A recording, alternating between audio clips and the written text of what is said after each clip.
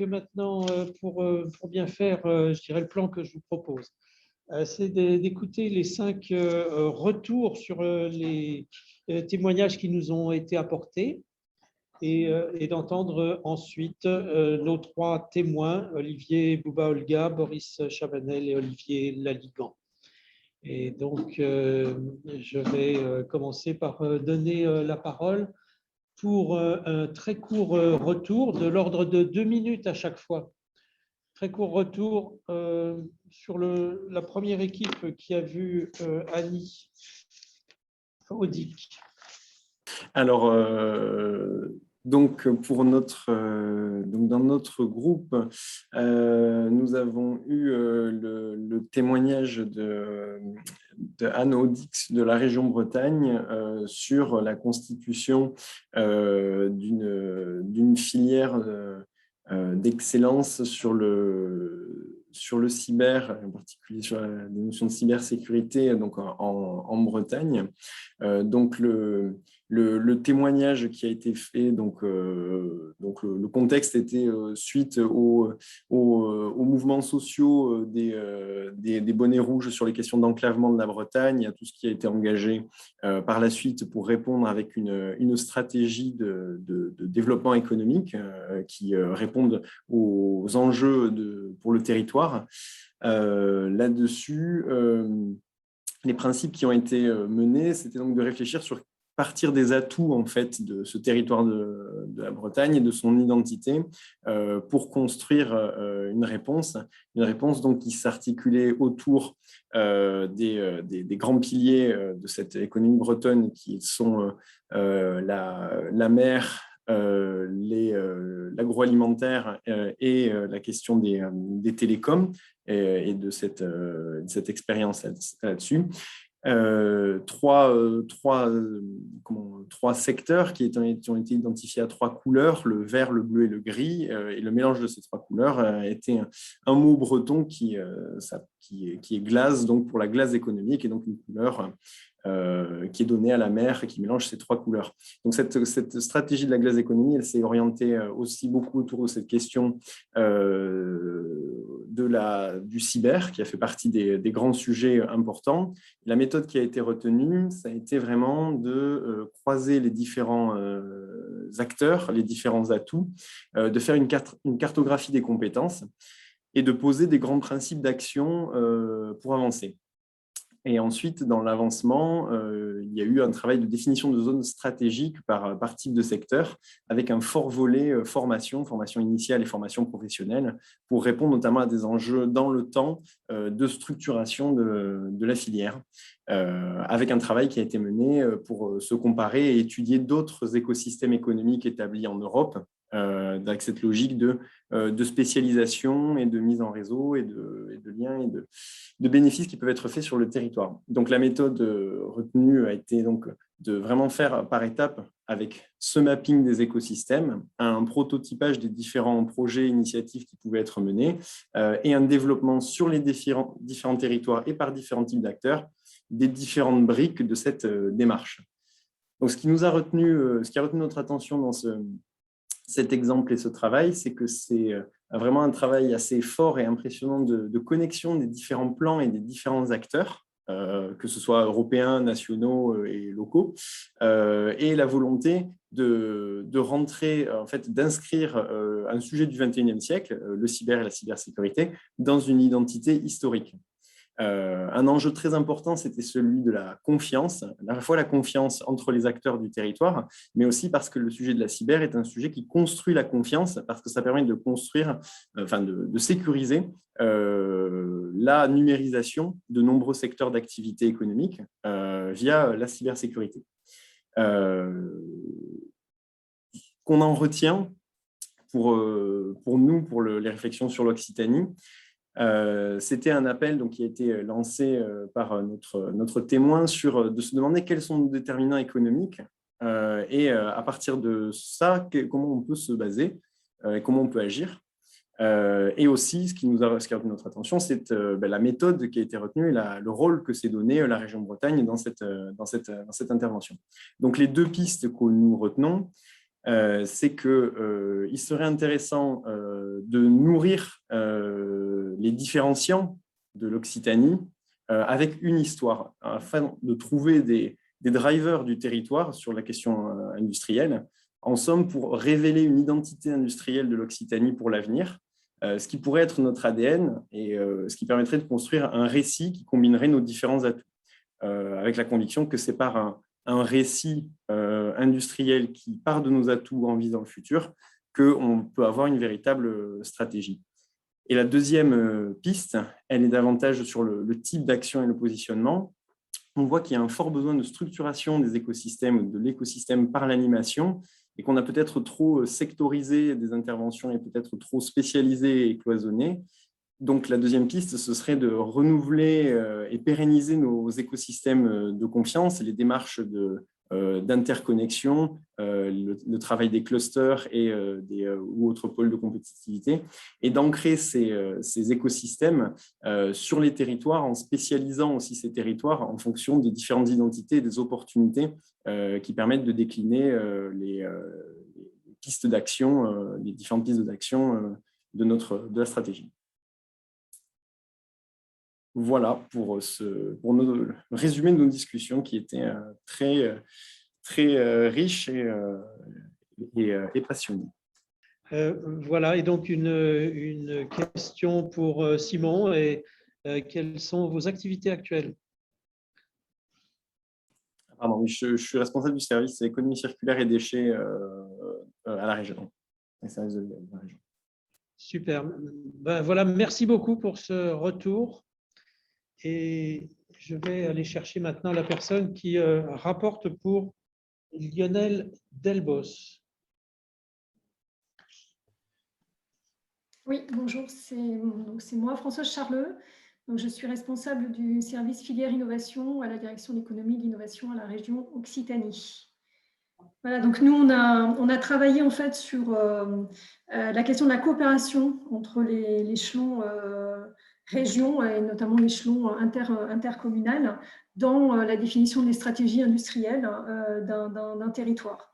Donc on est parti du constat qu'effectivement, aujourd'hui, il y avait une structuration forte des métropoles et des intercommunalités en matière de développement économique, que l'industrie ne se développe que si elle peut s'appuyer sur une économie du territoire, donc avec une nécessité en fait que l'échelon région doit accompagner, voire encourager les territoires dans la définition de leur politique industrielle, alors qui est différente bien évidemment d'un territoire à un autre en fonction des spécificités du territoire.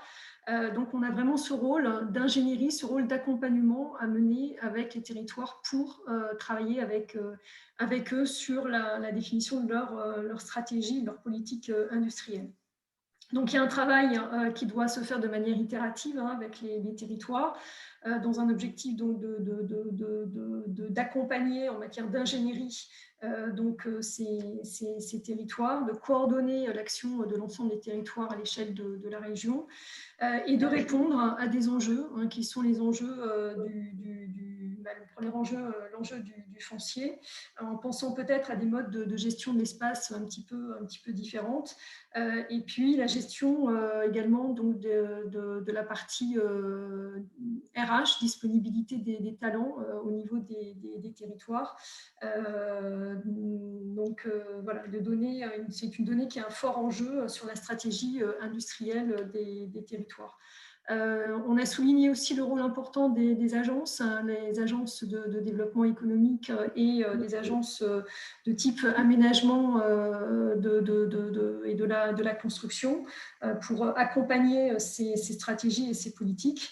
Une importance effectivement de s'appuyer sur les territoires, également pour travailler sur l'enjeu démocratique, sur l'aspect acceptabilité sur les projets des territoires, et également donc avoir la connaissance des territoires en cartographiant en fait la façon dont fonctionnent ces territoires pour utiliser au mieux les données et les atouts des territoires en matière de développement de politique industrielle.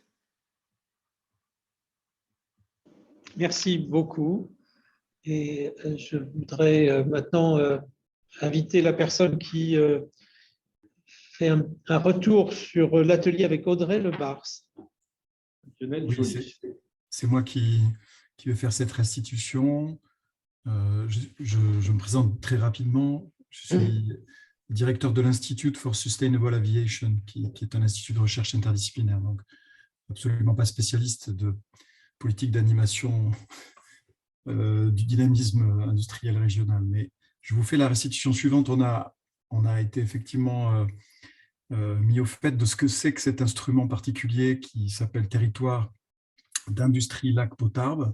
C'est donc un cluster industriel interfilière, donc avec une très grande variété de types d'activités qui se situent sur un territoire qui partage des enjeux communs, assez classiques pour les premiers, compétences, concurrence entre sites et attractivité, et puis d'autres d'actualité plus fortes comme les enjeux de transformation, de transition énergétique et d'accès à des financements pour opérer ces transitions et ces transformations.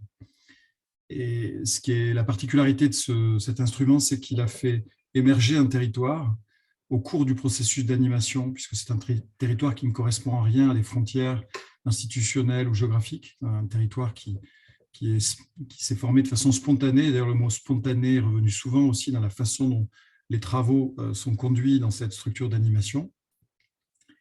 Et c'est donc un territoire qui vit sur une dynamique territoriale donc, et qui s'est construit par ce processus d'intermédiation des acteurs, une intermédiation dans laquelle les politiques n'étaient pas aussi prégnants que dans d'autres dispositifs. Et en somme, les recommandations qui émergent de l'atelier, de la discussion qu'on a eue avec Audrey Lebars, c'est l'idée de favoriser, en Occitanie donc, même si le processus lui échappe un petit peu, ce type d'intermédiation qui permet de mieux organiser, d'optimiser le territoire, gagner en agilité, notamment dans un contexte de transformation, de transition qui demande de l'agilité, voire de déceler des potentiels de développement qui sont pour l'instant inexploités ou latents. Ça, c'est la première recommandation. Et la seconde, qui est un peu liée à la première, c'est d'impliquer peut-être ces structures particulières qui font remonter du terrain, essentiellement du tissu industriel, un certain nombre d'idées ou de forces. C'est de leur donner plus d'accès, de faculté de contribuer aux stratégies régionales, de ne pas les oublier, les écouter, pour favoriser une coordination économique dans laquelle les acteurs des territoires ont leur mot à dire et à une échelle qui fait sens pour eux, notamment, et c'est particulièrement vrai pour ce territoire-là, notamment quand ces acteurs sont sur des territoires qui se situent loin des métropoles, pour animer l'espace intermétropole. Coordinatrice hydrogène en Rhénanie du Nord, Allemagne, qui rapporte des enseignements pour l'Occitanie. Julie Jouvencel, directrice de SoSciences. Donc SoSciences, nous on est spécialisé en coalition industrielle, recherche et société. Donc ce qu'on a retenu, on a une présentation donc, de Babette Nieder qui est coordinatrice de la filière hydrogène en Rhénanie du Nord et donc qui nous a présenté la dynamique sur la région, donc qui existe depuis une dizaine d'années. Donc ce qu'on a retenu comme grand point, d'abord c'est l'introduction de Babette qui a dit que les travaux de ce matin l'avaient fait réfléchir sur le sujet de transition écologique, là où eux, ils pensent plutôt à comment préparer le territoire à la transformation.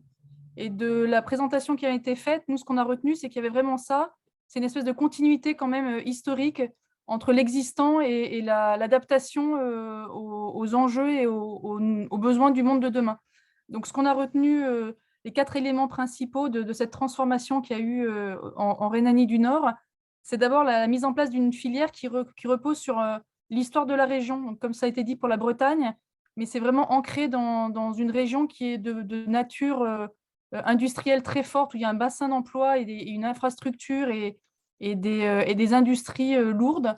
Finalement, la transformation de la région, ça a suivi les révolutions de charbon, vapeur, acier, pétrole, automobile, chimie qui ont existé déjà au siècle dernier. Le deuxième sujet, c'était un certain pragmatisme, donc de faire avec l'existant. Elle nous a déjà présenté un petit peu tout ce qu'il y avait sur la région. Donc, il y a déjà des sites, il y avait déjà des infrastructures, notamment sur la distribution, puisqu'il y avait déjà des pipelines, notamment de Air Liquide. Donc, il y avait déjà un réseau de distribution potentiel, existant de plusieurs centaines de kilomètres. Donc, ça joue aussi sur la distribution. Il y avait des centres technologiques et puis la capacité de stocker, de faire de la production diversifiée avec l'éolien, avec du photovoltaïque. Donc, voilà, il y a un certain pragmatisme à faire avec les atouts existants et puis aussi avec les besoins locaux. Le pragmatisme, ça se situe aussi sur, voilà, on fait aussi avec l'existant ce qu'on peut produire, mais également avec les besoins. Et aujourd'hui, notamment l'industrie de la chimie, il y a un vrai besoin. Donc, le territoire, et puis par la suite, le territoire aussi investit sur des technologies ou des services qui reposent également sur l'utilisation de cette production. Donc, il y a quand même une certaine cohérence dans toute la mise en œuvre de cette filière. Il y avait donc un réseau de compétences, des sites et une infrastructure. Le troisième point fort, c'est qu'il a fallu de la coordination. Donc, ça a pris du temps. C'est vrai que travailler à la coordination entre les différents acteurs pour faire du lien, c'est un travail qui a pris plusieurs années. Il y a eu des développements de sites de production encore ces 3 dernières années. Et comme ce matin, on le disait, les économies, donc comme la transformation, ça se prépare. Donc, il y a eu quand même ce travail-là fait par la société donc, de développement. Et c'est un sujet qu'on a beaucoup vu dans les ateliers de ce matin également. Mais donc, la coordination pour animer la filière, c'est un gros sujet. Et en fait, le quatrième point, c'était, nous, on a retenu ça sur… on a parlé de doute, on a parlé d'humilité et d'une ambition raisonnable. En gros, ils se sont présentés comme voulant être le leader et pourtant, ils ne visaient que 20% du marché de l'énergie. Donc, ça résulte aussi du fait qu'une région ne peut pas forcément être leader avec des ambitions extrêmement fortes. Il faut aussi faire avec la capacité de production et avec aussi la compétition existante avec l'hydrogène ne va pas forcément être demain l'énergie de tout. Ils sont tout à fait conscients qu'il y aura un mix énergétique et que ce sera une énergie parmi d'autres. Les sources de production sont diversifiées également. On a parlé de diversifier aussi un petit peu ses actions et ses atouts et de ne pas mettre tous ses œufs dans le même panier. Donc, c'était intéressant d'avoir cette démarche aussi de pragmatisme et d'humilité. Et pareil, en matière de création d'emplois, ils ont parlé de créer 1000 à 2000 postes clés. Voilà, donc il y a la capacité à transformer un territoire et à le faire de façon mesurée et raisonnable. Voilà un peu pour les 4 grands points. Merci beaucoup, Julie. Dernier groupe, c'est le groupe avec M. Ramirez Garcia en Andalousie, l'électricité, qui, dans les participants à ce groupe, veut dire un mot sur une chose entendue, un enseignement, un questionnement. Bien. Alors, j'y étais dans ce groupe et je vais le faire très bref. J'ai été impressionné par l'importance mise sur la volonté politique pour obtenir des résultats remarquables dans la production, la transformation de la production électrique dans la région Andalousie. Forte volonté politique sur l'innovation, l'emploi, la formation professionnelle. On a parlé, il a témoigné très fort sur la coopération, les compétences, les organismes spécialisés, la confiance des acteurs à obtenir chez les investisseurs et tout un travail fait sur la simplification de démarches administratives. L'innovation est un pilier essentiel, dit-il, et il faut pour ça des groupes de recherche et de la collaboration avec l'université. Voilà quelques points de repère que je peux vous apporter maintenant sur ce témoignage de l'Andalousie. Et maintenant, je voudrais donner la parole à… Comment ? Je peux dire un mot avant. Alors, vas-y, Christophe. Ouais. Juste très rapidement pour essayer de dégager quelques éléments à partir des premiers retours. Moi, ce qui me frappe, et ça va être très rapide, c'est un premier ensemble de mots-clés autour de l'ancrage territorial. Donc, ancrage dans une histoire, ancrage dans des ressources et des proximités interfilières qui permettent de dépasser les silos pour aborder plus collectivement les choses.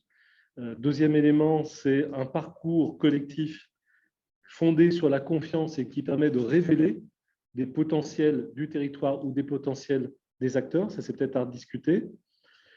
Que cela est rendu possible par une animation transversale, intelligence économique, intelligence collaborative qui est professionnalisée et qui a un atout fort. Et puis pour terminer, j'aime bien la notion d'ambition raisonnable, de capacité à se fixer des objectifs qu'on peut atteindre. Et là se pose la question de l'émetteur, où on voit que dans certains cas, c'est le pouvoir politique, dans d'autres cas, c'est une expression d'ambition construite par des acteurs industriels. Et évidemment, dans d'autres cas, c'est un mix des deux. Voilà juste quelques éléments que je voulais mettre en lumière. Superbe. Et voilà pour ancrer l'intervention maintenant de trois personnes qui sont invités à donner leur témoignage d'experts, d'autres témoins qui nous viennent, comme Olivier Boulba, Olga, directeur du service études et prospectives pour le Data Région Nouvelle-Aquitaine. Quelle perception, après avoir entendu tout ça, quelle recommandation pour la région Aquitaine? Occitanie. Voilà, Occitanie. Et pourquoi pas Aquitaine? Et pourquoi pas Aquitaine en passant? Ouais, bien sûr. Je viens me nourrir aussi.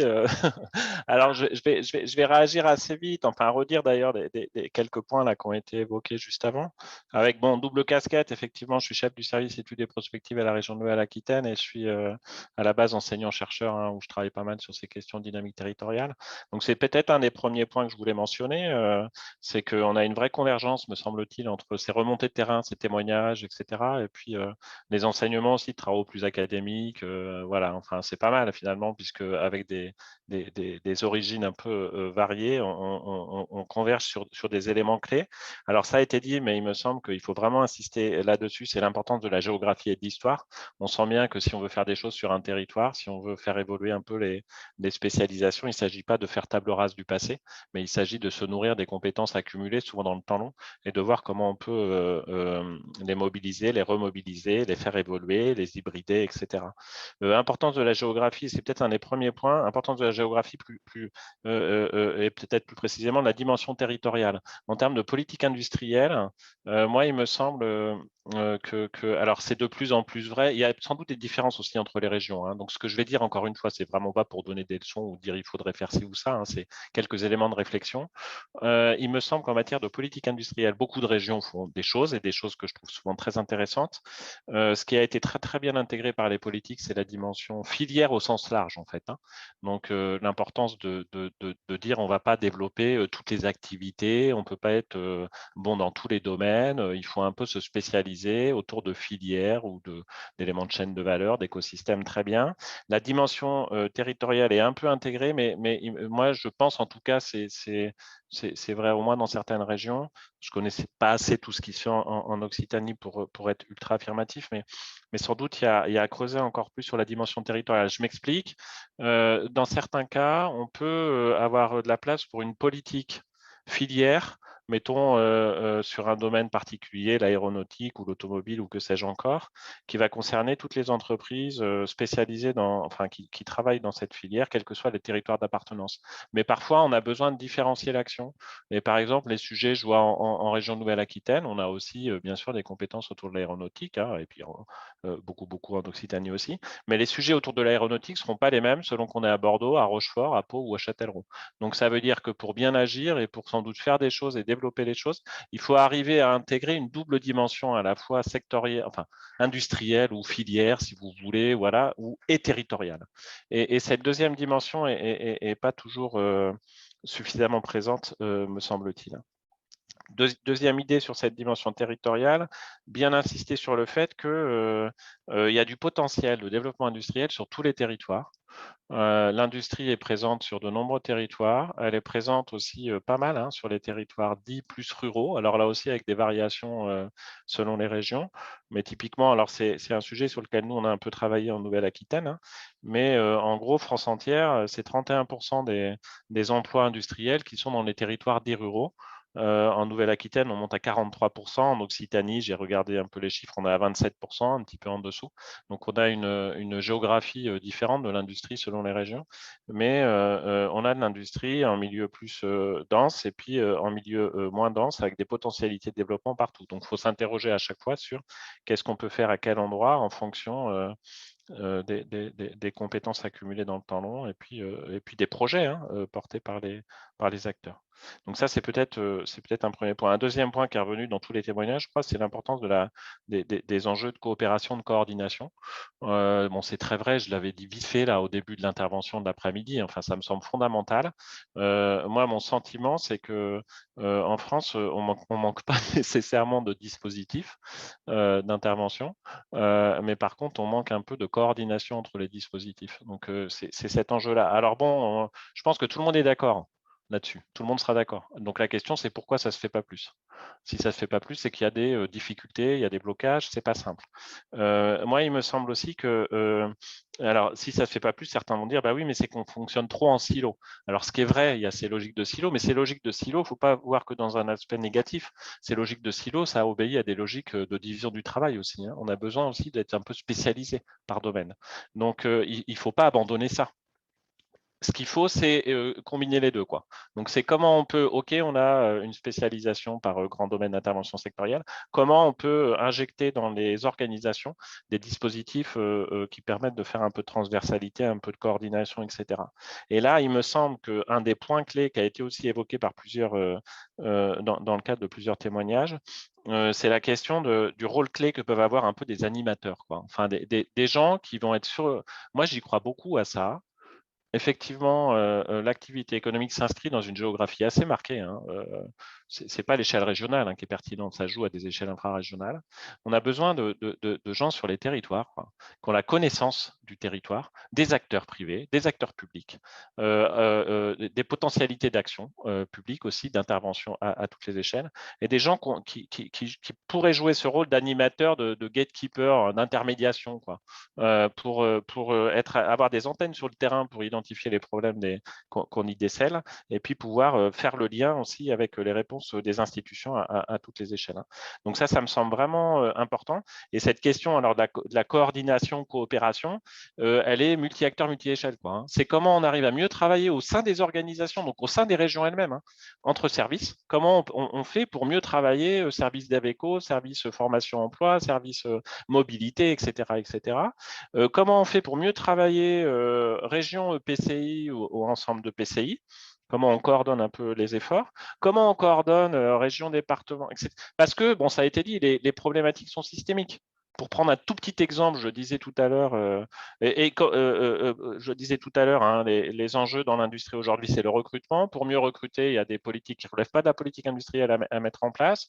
C'est notamment la question de la formation qu'on met sur les gens, mais c'est aussi parfois, si on forme les gens dans les régions, qu'on met de la dépense de formation, mais qu'on ne s'occupe pas des problématiques autres de la personne. Par exemple, la personne, même si elle est formée, elle ne prendra pas de boulot si elle ne peut pas faire garder ses enfants ou si elle ne peut pas se loger ou se déplacer. Hop. Donc, ça veut dire comment on coopère aussi. C'est très complexe, hein, mais c'est comment on favorise les coopérations entre institutions. Et là, toutes les institutions, je pense, dans la chaîne hein, sont appelées à agir. Donc, il me semble quand même qu'il y a cet autre sujet très large, coopération interinstitutionnelle au sein des institutions, coopération publique-privée, bien sûr. Et donc, peut-être là, il y aurait de la place pour des personnes un peu clés qui pourraient jouer un rôle d'animation et d'intermédiation entre tous les acteurs. Voilà, et puis peut-être je finirai là-dessus. Hein. Enfin, moi, un sujet qui me semble aussi essentiel en France, hein, enfin que moi je vis depuis que je suis arrivé à la région de Nouvelle-Aquitaine, C'est la question en termes de coordination aussi entre tout ce qui est fait à l'échelle nationale, hein, par l'État central, on va dire, et puis la coordination avec tout ce qui est fait par les régions. On parlait, enfin voilà, de manière générale de la politique industrielle. Il y a des coûts qui sont lancés et qui sont joués et qui peuvent être très intéressants à l'échelle même européenne, à l'échelle nationale, à l'échelle régionale. Et moi, il me semble là aussi qu'il y a parfois un déficit de coordination, quoi, et que ça fait que l'action publique au sens large n'est pas optimale. Donc là, il y a il y a sans doute des choses à améliorer.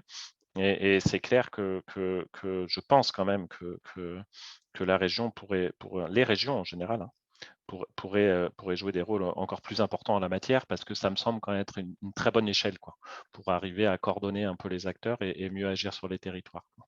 Voilà, peut-être je vais arrêter là. Désolé, j'ai peut-être été un petit peu long. Puis après, évidemment, dans les échanges, je pourrais développer sur un point ou un autre.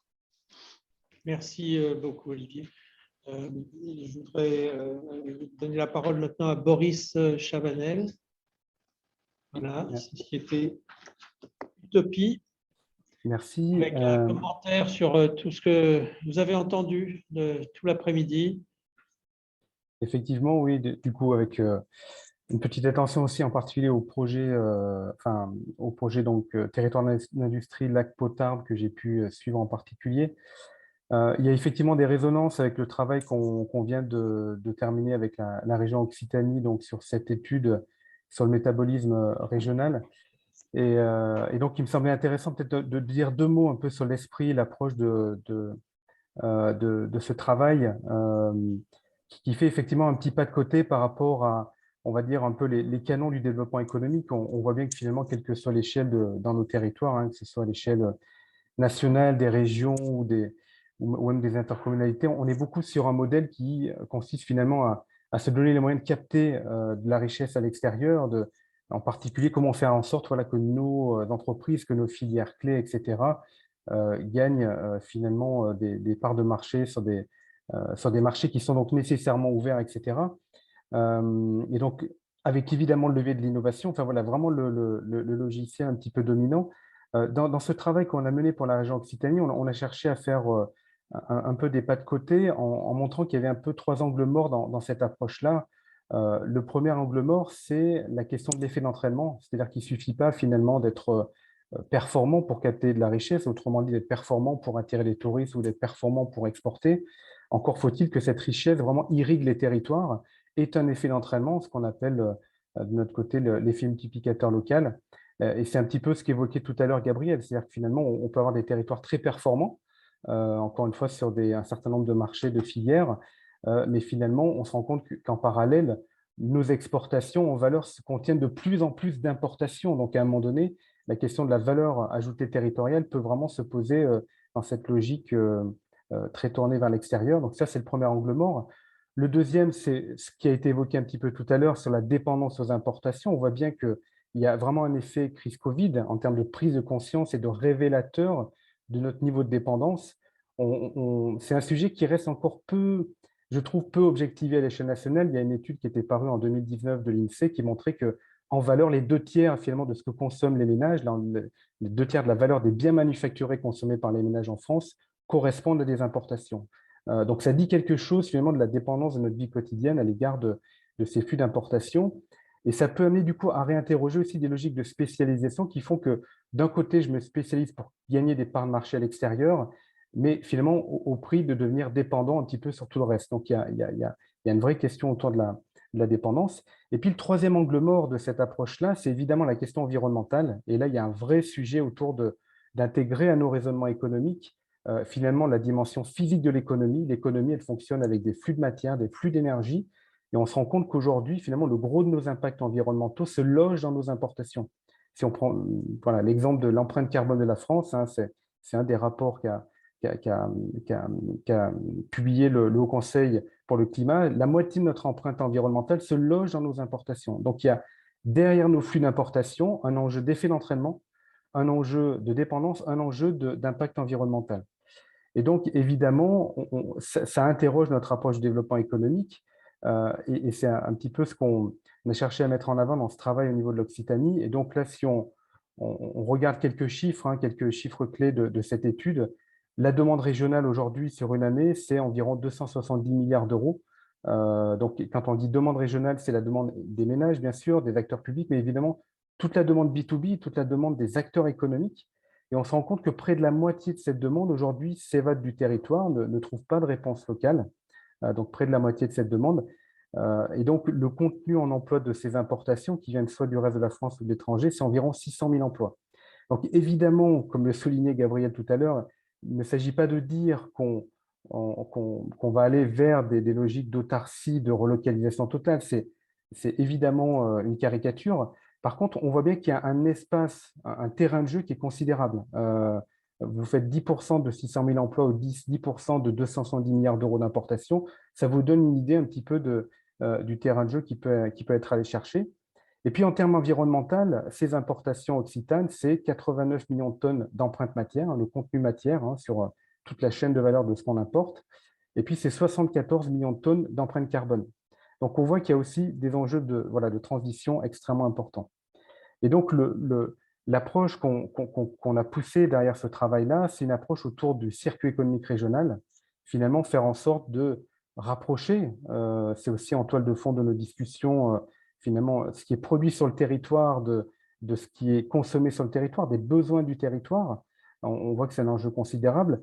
C'est évidemment un enjeu également de modèle économique. Il ne s'agit pas finalement de relocaliser ou de reterritorialiser des activités aussi impactantes que ce qu'on importe aujourd'hui. Il y a un vrai enjeu de modèle économique et d'offrir des solutions alternatives. On voit que dans les exemples qui ont été présentés cet après-midi, il y a des choses tout à fait inspirantes.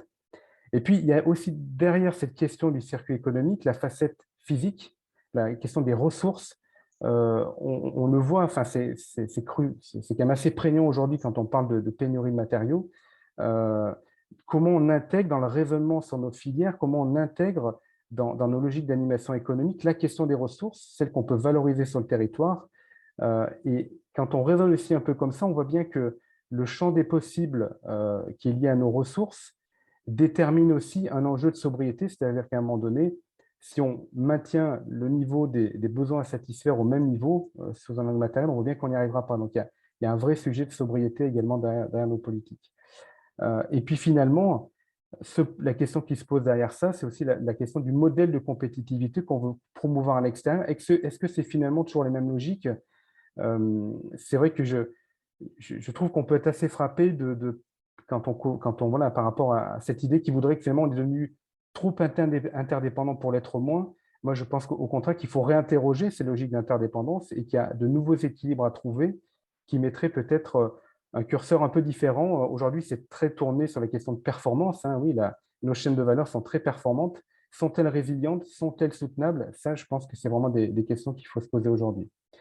Et donc, pour revenir aux exemples concrets qu'on a vus cet après-midi, on voit que ça met l'accent sur un certain nombre de choses et finalement, c'est un peu tous les volets de nos politiques de développement économique qu'on pourrait réinterroger selon du circuit économique local ou régional, nos politiques d'entrepreneuriat, nos politiques d'aménagement économique, nos politiques d'innovation, etc. Là, ce qui peut ressortir peut-être assez fortement dans ce qu'on a pu entendre, il y a évidemment la question de l'animation économique, et ça, c'est vraiment quelque chose qui est fondamental. Gabriel prononçait le mot tout à l'heure d'intermédiation. Je pense que c'est un terme assez intéressant. On le voit dans tous les territoires. On a toujours des exemples d'entreprises qui, finalement, vont découvrir peut-être 5 ou 10 ans après leur création ou leur implantation qu'elles peuvent avoir des partenaires intéressants à proximité. Et donc, cet enjeu d'intermédiation et d'animation économique, c'est évidemment un investissement tout à fait intéressant. C'est aussi fondamental sur ce qu'on appelle le redéploiement productif. C'est-à-dire qu'aujourd'hui, quand on parle de réindustrialisation, on peut évidemment avoir le fantasme d'aller chercher l'usine qui va bien à l'autre bout du monde et donc de concevoir la relocalisation comme un peu le pendant des délocalisations. Je pense au contraire que tout l'enjeu est de repartir de notre tissu économique. Boris, dernière phrase. Il faut conclure. Ça marche. Et, du coup, dernière phrase sur l'innovation. Là aussi, on est sur des logiques d'innovation qui sont à réinterroger fortement. On est sur des logiques d'innovation qui n'optimisent pas l'impact environnemental. On est dans une fuite en avant un peu high-tech. Et on sait que plus high-tech, plus c'est complexe, moins c'est circulaire, plus c'est compliqué à récupérer les matières, etc. Et on sait aussi que plus c'est complexe, plus on est dépendant finalement de chaînes de valeur mondiales. Et donc, la question de l'innovation, c'est aussi réinterroger ces deux aspects de soutenabilité et de dépendance. Olivier Laligan. Bonjour. Voilà. Donc, moi, je suis donc enseignant-chercheur à l'Université de Bourgogne, mais pas du tout spécialiste du développement territorial. Donc, en fait, je livrerai un témoignage en tant que directeur d'un campus des métiers et qualifications, qui est un dispositif de l'État, dont on soulignait le nombre conséquent de dispositifs tout à l'heure avec l'intervenant précédent, avec Olivier. Et donc, je m'occupe de mettre en place des interactions entre le monde socio-professionnel et le monde éducatif. Et bien sûr, j'ai utilisé l'outil classique, c'est le projet. Et du coup, donc, je fais interagir toutes ces personnes à travers le projet. On a même créé un cursus spécifique pour le mode projet. Et j'essaie de fédérer aussi tous les petits dispositifs qui existent dans le monde éducatif pour, encore une fois, faire interagir les jeunes de Bac-4 à Bac+8 avec le monde socio-professionnel. Ce qui fait que bon, j'ai beaucoup observé ce qui se passait sur le terrain. Donc moi, j'ai plutôt livré une vision de terrain.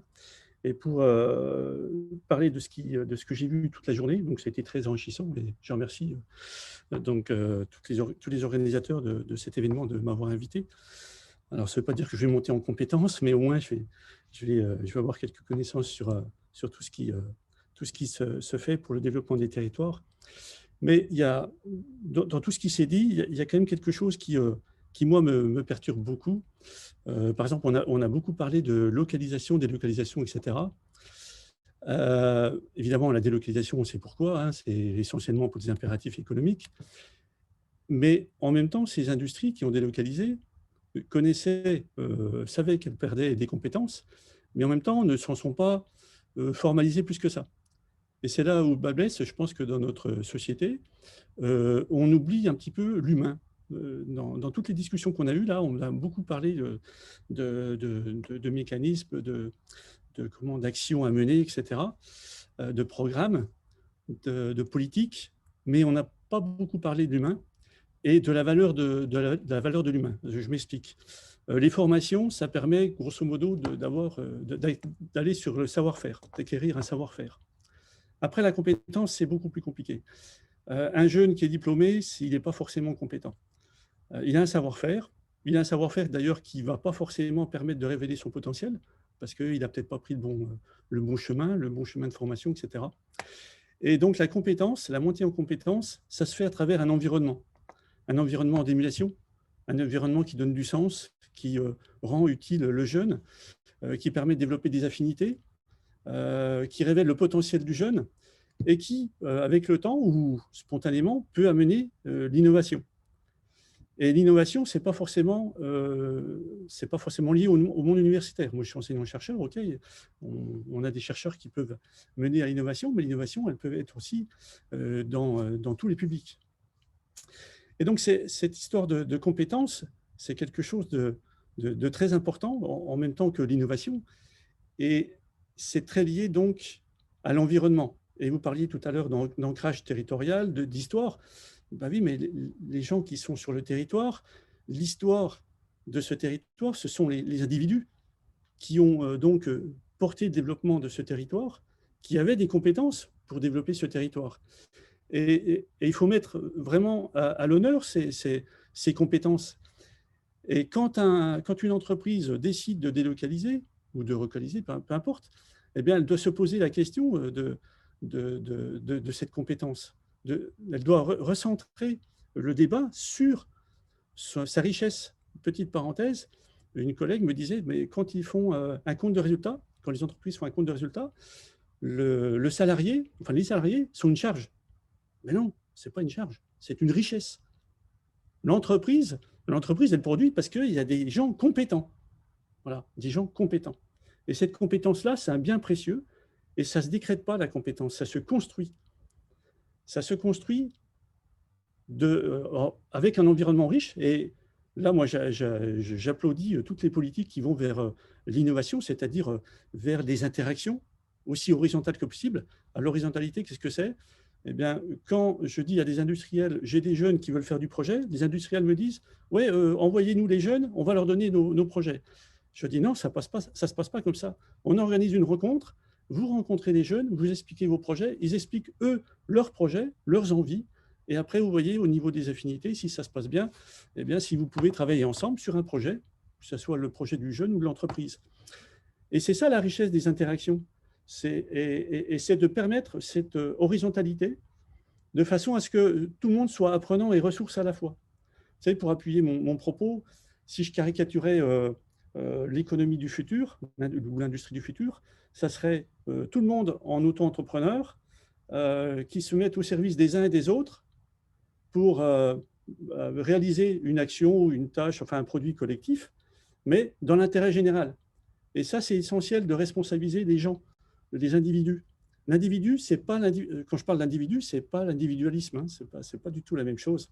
C'est au contraire agir, faire, monter en compétences, etc., avec la perception de l'environnement. Et on retrouve encore une fois l'environnement. Donc voilà ce que je voulais dire en résumé dans tout ce qui a été dit. Voilà, en fait, je voudrais compléter parce que pour moi, c'est vraiment super important. Et ce qui fait la vie, ce qui fait la richesse de la vie, ce sont les rencontres, ce sont les interactions. Et donc, c'est l'humain, quoi. Voilà, je plaide, moi, pour l'humain. Et je pense que les politiques, quand ils développent leur programme d'interaction, d'innovation, etc., devraient mettre aussi le point là-dessus, vraiment appuyer sur le fait que la compétence, ça prend du temps, souvent, à se construire, hein, à s'acquérir, hein, enfin construire. Monter en compétence, ça prend du temps, surtout si on n'est pas, enfin, s'il y a une erreur de casting au départ. Donc, il faut vraiment avoir conscience que la compétence, c'est un bien précieux. Et quand il y a des plans de restructuration, etc., on l'a dit ce matin, est-ce qu'il ne faudrait pas changer les entrepreneurs? Je le dis oui, tout à fait. La formation tout au long de la vie, c'est fait pour tout le monde. Je rebondis sur ces idées, sur la compétence, pour vous demander comment vous faites en région Bourgogne pour créer ces alliances, ce travail horizontal avec les chefs d'entreprise. Voilà, quel est le truc, l'astuce, par quoi il faut commencer? Alors, il faut prendre sa passion, enfin, il faut être patient, aller les rencontrer plusieurs fois, puis leur expliquer le mécanisme, le fonctionnement, et puis aussi répondre aux appels à projets comme le PIA3, le territoire d'innovation pédagogique, qui était à destination des campus des métiers et qualifications, auquel on a répondu, et la Caisse des dépôts nous a fait confiance, elle nous finance un programme d'action avec le campus des métiers pour développer donc ces interactions, donc aller voir les entreprises, et puis faire du lien entre les salariés des entreprises et le monde éducatif, les jeunes, à travers des projets. Je prends un exemple, là on parle en ce moment, dans la mouvance écologique, on développe un projet sur le vrac. Donc il y a des entreprises et des étudiants qui travaillent ensemble de manière tout à fait horizontale. Ils s'envoient des mails et il n'y a pas de hiérarchie, il n'y a pas de voilà, ça se fait très, très naturellement. Mais c'est vraiment un travail de terrain. Et c'est tout à fait complémentaire des politiques. Mais je pense qu'il est vraiment nécessaire de valoriser la montée en compétence de l'individu, la construction de l'individu dans un environnement. Merci Olivier, merci beaucoup. On a une question de Lionel Delbos. Voilà, le voici. Ouais, merci. C'est plutôt quelques compléments, on va dire, dans les interstices laissés par les intervenants précédents, surtout par Olivier Boubalga. C'est jamais facile d'intervenir après lui parce que je suis d'accord avec tout ce qu'il a dit.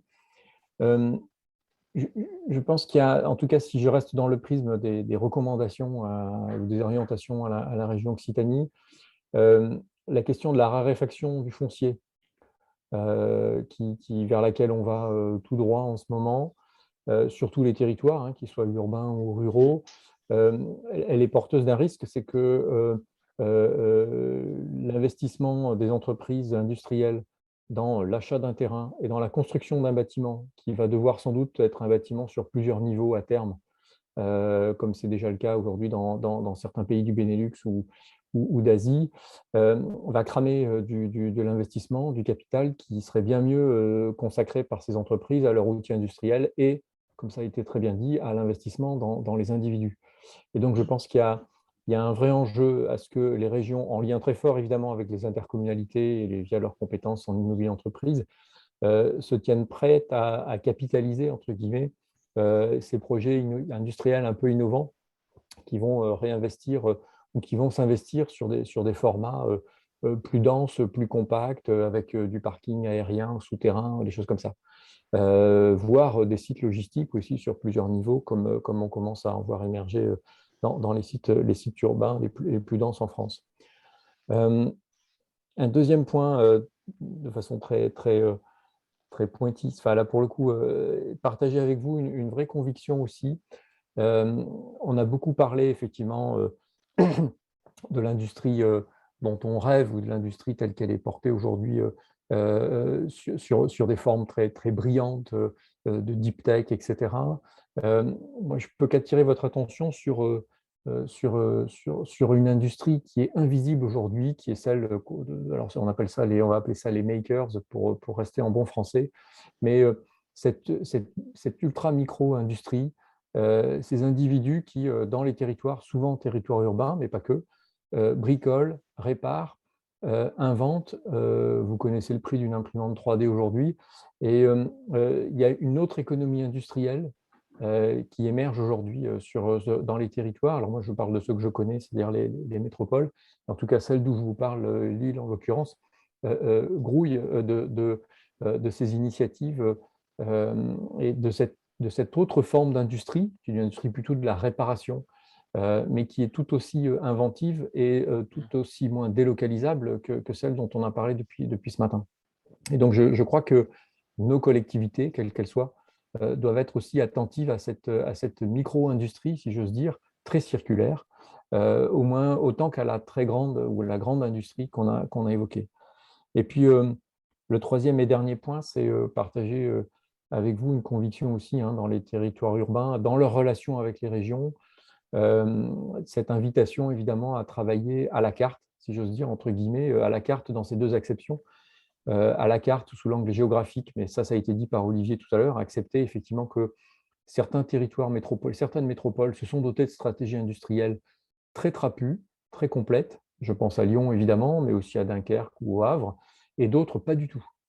Et que donc les régions doivent savoir s'adapter et adapter leur stratégie industrielle aussi à ce qui peut émerger des territoires et peut-être accompagner les métropoles et agglomérations qui n'ont pas de stratégie industrielle pour qu'elles s'en dotent aussi progressivement. Et puis à la carte au sens gastronomique, si j'ose dire, du terme aussi, c'est-à-dire accepter que les métropoles, ça a été dit, font des choix qui ne sont pas toujours raccords ou d'équerre, qui ne sont pas toujours une juste et parfaite déclinaison des stratégies régionales ou nationales. Et donc, il faut savoir composer des menus, si j'ose dire, à la carte aussi, en fonction de ces stratégies métropolitaines et pas, si j'ose dire, dupliquer les stratégies de ruissellement jupitériennes de l'État. Merci. J'avais une remarque, je rebondissais sur les compétences. On travaille pas mal avec certaines collectivités et je pense qu'il y a un vrai sujet aussi sur les compétences. Ce n'est pas toujours que des compétences techniques, industrielles, métiers. Il y a aussi pas mal de sujets à faire monter les gens en compétences sur la facilitation. On a parlé un peu de consortium. Il faut effectivement beaucoup de collaboration aujourd'hui pour répondre à des problématiques qui sont complexes. Et en fait, pour comprendre tous les acteurs qu'il faut réunir, les parties prenantes, ça fait beaucoup appel à la facilitation. Et souvent, les organismes publics, les collectivités comme les industriels ou les instituts de recherche manquent de ressources internes pour faire ce travail-là, ils n'ont pas le temps. Et quand ils ont des ressources, ils ne sont pas forcément formés à ça. Donc, il faut aussi penser dans les appels à projets, les AMI, à essayer de mettre des lignes là-dessus budgétaires. Il y en a un petit peu de plus en plus en Europe parce qu'ils vont vers de plus en plus de co-création et de collaboration. Mais c'est vraiment des sujets aujourd'hui. Nous, on a travaillé sur une mission européenne, donc on a fait un benchmark un peu de ce type de méthodo. Et en France, il y a quand même un petit retard sur les méthodologies d'innovation. Et il y a une directive qui parle d'achat innovant, à travers lesquels on pourrait faire appel à des méthodologies et autres, et qui ne sont pas vraiment préemptées par les collectivités. Donc, il y a peut-être aussi de l'agilité, de la formation sur des choses qui ne sont pas forcément métiers ou techniques, mais sur plus comment faciliter, être plus agile pour la mise en place de projets. Merci, merci Julie. Et dernière intervention, Gabriel Collitis. Oui, très Et pour brièvement. une intervention brève, parce que nous Oui. sommes au bout de notre Oui. temps sur l'atelier. J'insisterai pas sur les points d'accord absolus avec Olivier et avec Boris, évidemment. Je voudrais juste, par rapport à Olivier, que je ne connaissais pas, Olivier Laligan, dire à quel point je suis d'accord avec ce qu'il a dit s'agissant du travail. C'est-à-dire que le travail ne doit pas être considéré centralement comme étant un coût qu'il faudrait absolument réduire, parce que dès qu'on l'assimile à un coût, par définition, on ne peut que vouloir le réduire. Donc, il faut se représenter le travail autrement, c'est-à-dire, comme Olivier l'a suggéré, comme étant un apport de compétences. Et même la rétribution du travail, c'est-à-dire le salaire, eh bien, on peut l'envisager autrement que comme quelque chose qu'il faudrait absolument réduire. On pourrait très bien considérer que la finalité de l'entreprise pourrait être de verser les salaires les plus élevés possibles à ceux qui travaillent dans l'entreprise. Tout ceci pour, au final, vous dire, je pense que parmi les recommandations qu'on peut faire à la région Occitanie, c'est réfléchir sur les représentations des grands objets. Qu'est-ce que c'est que le travail? Qu'est-ce que c'est que les compétences? Qu'est-ce que c'est qu'un territoire? Pour, au final, proposer de nouveaux indicateurs. Ça, je crois que c'est très important. C'est-à-dire qu'on ne peut pas conserver les indicateurs que nous avons, qui sont principalement des indicateurs de croissance, pour imaginer que l'on va élaborer un nouveau modèle de développement. Si on veut élaborer un nouveau modèle de développement, il faudra élaborer des indicateurs qui porteront ce nouveau modèle de développement. Merci. Merci Gabriel. Et maintenant, dernière intervention, Olivier. Ouais, très rapidement, parce que c'est un point qui n'a pas été évoqué, qui me semble fondamental, mais qui est très complexe aussi. C'est moi, ce que j'observe, c'est qu'il y a plein de choses très intéressantes qui s'inventent sur beaucoup de territoires. Des gens font vraiment, enfin, sur plein de sujets, et il y a un enjeu de capitalisation en fait sur ce qui s'invente, et on ne sait pas très bien faire ça. C'est-à-dire se nourrir, quoi. Parce que, encore une fois, sur tous les territoires ruraux, urbains, etc., des gens inventent des réponses, inventent des solutions, arrivent à se coordonner, etc. Donc, comment on peut faire, et je pense que ça peut être un rôle des régions aussi, comment on peut faire, et sans doute qu'il faudrait travailler à plusieurs régions, comment on peut faire pour capitaliser là-dessus, donner à voir ce qui s'invente, pas pour en faire des modèles à répliquer partout, mais des initiatives un peu inspirantes, quoi. Et on gagnerait du temps, à mon avis, et voilà, pour ne pas réinventer sans cesse. Et voilà, je mets ça sur la table, mais il me semble qu'il faudrait qu'on y réfléchisse et voir comment on peut faire. Merci Olivier. Voilà, on est au bout des échanges et maintenant, je vous propose de regarder le travail de capture qui a été fait par Lila pendant tout l'après-midi, mais on ne va pas lui donner la parole pendant une demi-heure pour nous redonner toutes ses conclusions de l'après-midi. On l'aura demain matin en reprise de journée, mais j'ai envie quand même qu'on aille jeter un coup d'œil à ces dessins, ces captures.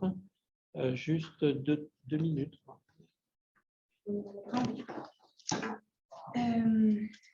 Alors, les échanges étaient riches, là encore une fois.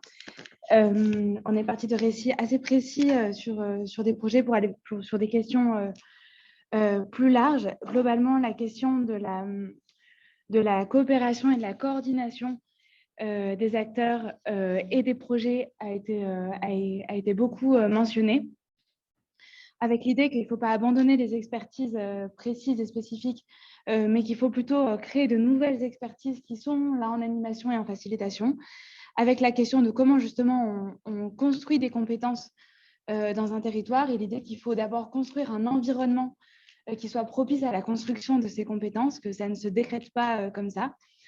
La question de penser l'avenir industriel se fait en regardant l'histoire industrielle de la région. Ça veut dire qu'il faut s'ancrer dans un récit d'histoire pour pouvoir se construire un avenir qui soit porteur de sens. Ça, c'est un autre élément qui est beaucoup ressorti. L'idée d'agir avec pragmatisme, d'avoir une ambition qui soit raisonnable, c'est-à-dire à la fois regarder ce qui se fait sur le territoire, qu'est-ce qui est existant, et puis se donner des objectifs qui soient atteignables malgré une concurrence qui peut être forte. L'idée qu'il y a des choses qui se font ailleurs et qu'on ne va pas tout réinventer, mais que justement, ça pose la question, encore une fois, de cette coordination, de comment on trouve des moyens de capitaliser sur ce qui se fait et donc aussi de pouvoir communiquer, de pouvoir partager les éléments. ce qui est une vraie compétence en soi et ce qui demande du temps et qui se prépare. Et du coup, tout ça, ça pose la question du rôle de la région là-dedans. Est-ce que la région, elle est là pour accompagner les territoires de façon très locale? Est-ce qu'elle est là pour faire du lien entre les autres régions? Est-ce qu'elle est dans un accompagnement qui est très pragmatique, qui va être sur des questions de foncier, sur des questions de fond, ou est-ce que c'est plutôt de l'accompagnement en humain, en compétences, en facilitation? Et est-ce qu'il n'y a pas des endroits où elle va lâcher du lest sur le fait qu'elle n'a pas justement de compétences et qu'elle va laisser faire des processus d'intermédiation sur lesquels elle n'a pas forcément la main?